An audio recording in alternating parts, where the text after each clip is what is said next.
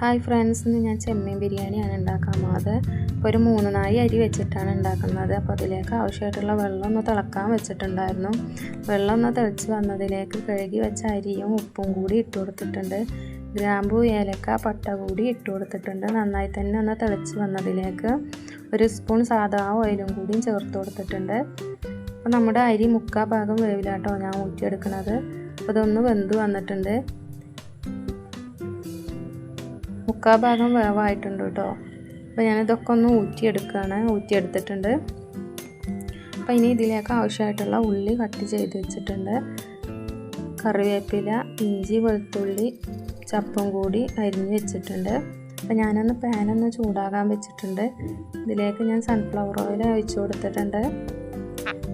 Cut ചെയ്ത് വെച്ച ഉള്ളിയും കൂടി ഇട്ട് കൊടുത്ത് കുറച്ച് ഉപ്പും കൂടി ഇട്ട് ഒന്ന് നന്നായി വഴന്ന് വരാൻ വേണ്ടി വെച്ച് കൊടുത്തിട്ടുണ്ട് കേട്ടോ. അപ്പോൾ ഞാൻ പൊരിച്ചിട്ടാട്ടോ വെക്കണത്. അപ്പോൾ അതിലേക്ക് ആവശ്യമായിട്ടുള്ള മസാല കൂടി തയ്യാറാക്കുകയാണ്. മല്ലിപ്പൊടി, മഞ്ഞൾപ്പൊടി, മുളക് പൊടി, ഉപ്പും കൂടിയും ചേർത്ത് ചെമ്മീനൊന്ന് നന്നായി തന്നെ ഒന്ന് കുഴച്ചെടുത്ത് ഒന്ന് പൊരിക്കാൻ വെക്കുന്നുണ്ട്. അപ്പോഴേക്കും നമ്മുടെ ഉള്ളി ഒന്ന് ചെറുതായിട്ടൊന്ന് വഴന്ന് വന്നിട്ടുണ്ട്.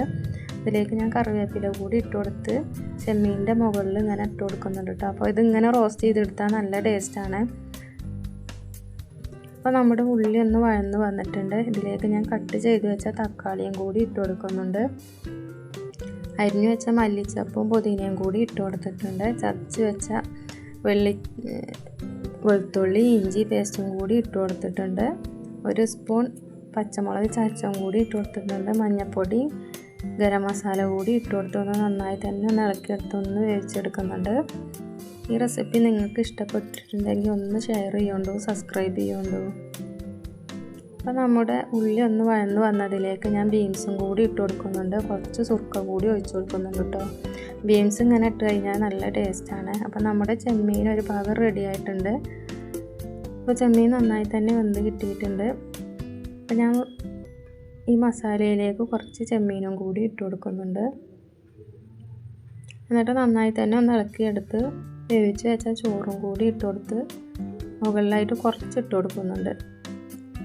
2 ലെയറായിട്ടാട്ടോ ഇട്ട് കൊടുക്കുന്നത്.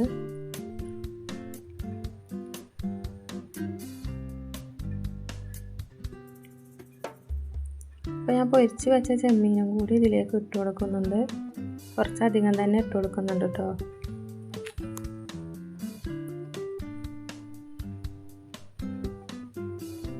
ഇത് വീട്ടിലുണ്ടായ പുതിന ഉണ്ടോ, അപ്പോൾ അതും കൂടി വെച്ച് കൊടുക്കുന്നുണ്ട്. നല്ല ഫ്ലേവറാണ്, നല്ല ടേസ്റ്റാണ് ഇങ്ങനെ ചെയ്താൽ.